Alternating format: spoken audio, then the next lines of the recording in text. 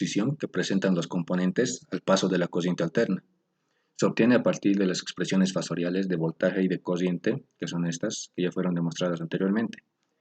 Si se aplica la ley de Ohm a estas expresiones, se tiene que la impedancia es igual al voltaje entre la corriente, donde a la hora de realizar dicha operación podemos observar que este término se simplifica con este y obtenemos esta expresión de impedancia en función de la resistencia, la inductancia, la conductancia, la capacitancia y la frecuencia angular, que recordemos que es 2pi por la frecuencia. Comúnmente, la impedancia de una línea es un dato que nos proporcionan los fabricantes de los conductores. Por ejemplo, para radiodifusión y computadoras se utilizan cables coaxiales de 50 ohmios. Para televisión por cable se utilizan cables de 75 ohmios. Y para antenas receptoras de TV o FM se utilizan cables bifilares de 300 ohmios. Velocidad de fase. Es la que indica cuán rápido se mueve la onda desde un punto a otro a lo largo de una línea. Y es que ocurre que cuando se envía una señal eléctrica desde un generador hasta una carga, dicha señal no llega instantáneamente de un extremo al otro del cable. La velocidad a la que se desplaza dicha señal es la velocidad de fase, es decir, cuántos metros se desplaza la onda en un segundo. Esta es la fórmula de la velocidad de fase, que es la frecuencia angular entre beta, donde la frecuencia angular es igual a 2pi por la frecuencia, y beta es una componente de la constante de propagación. Dicha beta se mide en radianes por metro, y la velocidad de fase se mide en metros por segundo. Esta velocidad de fase significa que si nosotros desde un generador enviamos una señal, por ejemplo este punto A, digamos, hasta una carga, dicho punto o dicho instante de señal va a viajar a cierta velocidad a través de todo el conductor, y lo que nos expresa esta velocidad de fase es cuántos metros se desplaza dicho punto a lo largo del conductor por segundo.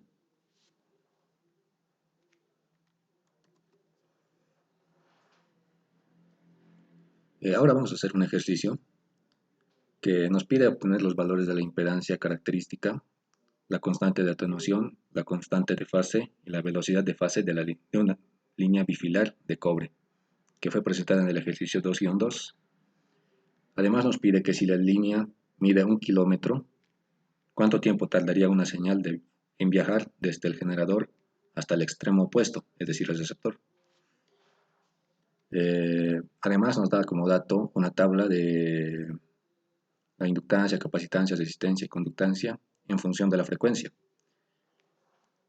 Para resolver este ejercicio primero tenemos que comenzar hallando lo que son las impedancias características de la línea para cada una de las frecuencias que tenemos. Recordemos que esta es la fórmula de la impedancia, y para una frecuencia de 1 kHz simplemente reemplazamos los valores de la tabla, donde la resistencia para 1 kHz es de 2.74 miliohmios, o sea, por 10 a la menos 3. La frecuencia angular es 2pi por la frecuencia, 2pi por 10 al cubo. La inductancia es de 1.02 microhenrios, y así continuamos reemplazando los demás valores, operamos y obtenemos este valor de impedancia. Hacemos el mismo procedimiento para la frecuencia de 10 kHz y de 1 MHz, donde obtenemos estos resultados. Posteriormente hallamos lo que es la constante de propagación. Bien. Dicha constante de propagación viene dada por la siguiente fórmula, donde nuevamente simplemente reemplazamos valores. Para 1 kHz es la resistencia de 2.74 miliohmios, donde el exponente fue sacado fuera de la raíz, y operamos, obteniendo este resultado. Hacemos lo mismo para las frecuencias de 10 kHz y de 1 MHz, obteniendo estos resultados, y luego obtenemos lo que es la velocidad de fase, que viene dada por la frecuencia angular entre beta. Este beta lo obtenemos de la constante de propagación, y es que la constante de propagación es igual a una componente alfa más una componente beta imaginaria. donde, por ejemplo, para la frecuencia de 1 kHz, la componente beta es de 33.89 por 10 a la menos 6. Y es lo que hacemos aquí. Para una frecuencia de 1 kHz, la frecuencia angular es de 2pi por la frecuencia, 10 al cubo, entre beta, que es esta componente 33.89 por 10 a la menos 6. Realizamos la operación y tenemos que la velocidad de fase por 1 kHz es de 1.85 por 10 a la 8 metros por segundo. Hacemos lo mismo para las otras dos frecuencias y obtenemos estos resultados.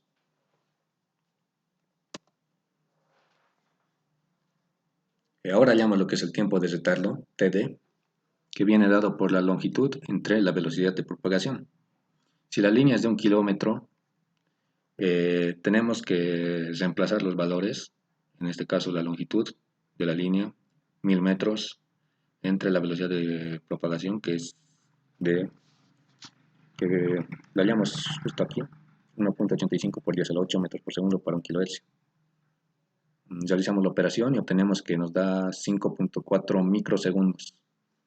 Es decir, que desde el momento en que el emisor envía el mensaje, van a pasar 5.4 microsegundos hasta que el receptor reciba esa señal. Es decir, es el tiempo que va a tardar la onda en viajar a través del conductor. Se hace lo mismo para los demás valores de frecuencias y obtenemos que para 10 kHz tarda 5 microsegundos, por 1 MHz también 5 microsegundos.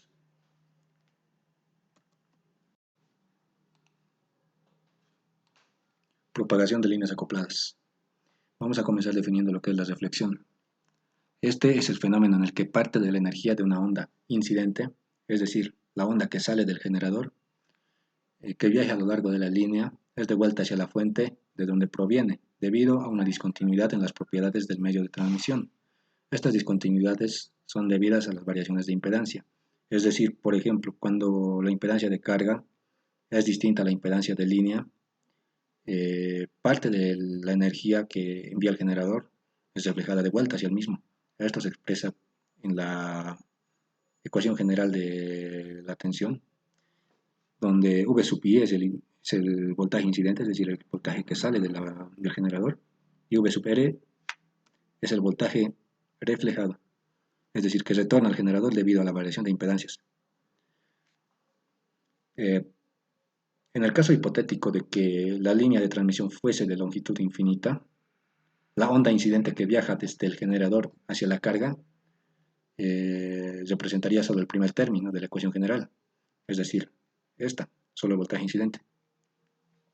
Esto se debe a que la línea, al ser infinita, la señal nunca llegaría a la carga, por lo tanto, la impedancia a lo largo de todo el medio sería exactamente la misma. Al no existir variaciones de impedancia, no existiría voltaje reflejado.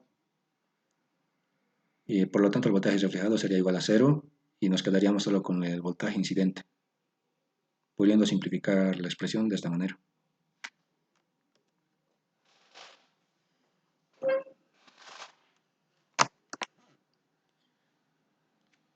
En el caso de que la carga esté perfectamente adaptada a la impedancia característica de la línea, es decir, si la carga tiene la misma impedancia que la línea, entonces no existirá reflexión y existirá lo que se conoce como máxima transferencia de energía hacia la carga.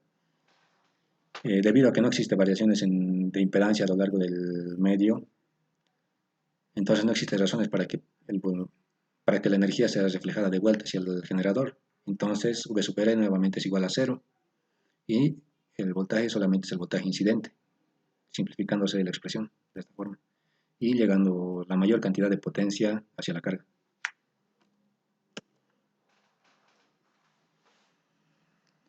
Ahora vamos a hacer un ejercicio.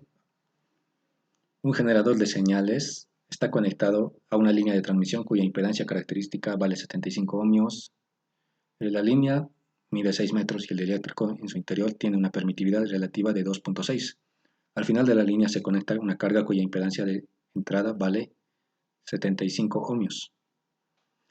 Si el generador tiene una resistencia interna de 1 ohmio y un voltaje de salida en circuito abierto igual a 1.5 por coseno de 2pi por 10 a la 8 por t voltios, nos pide que encontremos las expresiones matemáticas instantáneas para el voltaje en cualquier punto de la línea y la potencia promedio que se le entrega a la carga. Para resolver esto, comenzamos expresando nuestra tensión generada por el generador en forma fasorial, que es 1.5 con un desfase de 0 grados. La impedancia del generador, la impedancia interna del generador, es de un ohmio. La frecuencia es de 100 MHz, que viene de esta, 10 a la 8. Y la impedancia de la línea es de 75 ohmios. Y a su vez esta es igual a la impedancia de carga.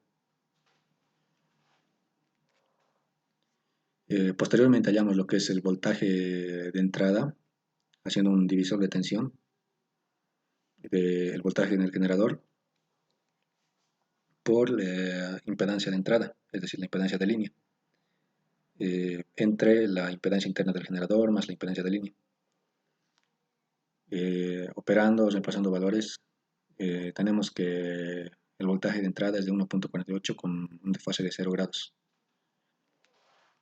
De la misma manera hallamos la corriente de entrada aplicando la ley de Ohm de voltaje entre impedancia y obtenemos este valor.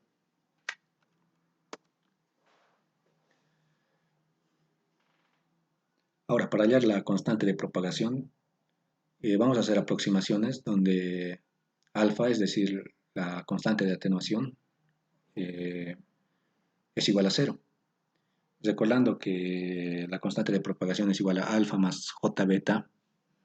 Al ser alfa igual a 0, nos quedamos solo con j por beta. Y beta es igual a la frecuencia angular entre la velocidad de fase. Operando, conseguimos este resultado.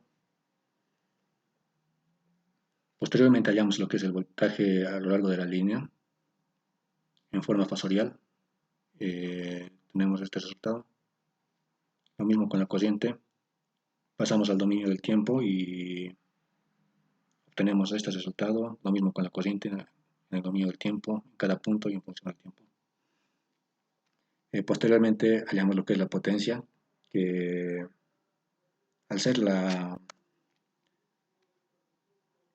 carga tener la misma impedancia que la impedancia de línea, la potencia que llega a la carga va a ser la mitad de la potencia total entregada por la fuente. Entonces es un medio por la parte real. Recordemos que la potencia es igual a voltaje por corriente. Operamos, reemplazamos que la distancia es de 6 metros y obtenemos que la potencia que le llega a la carga es de 14.6 miliwatios. Y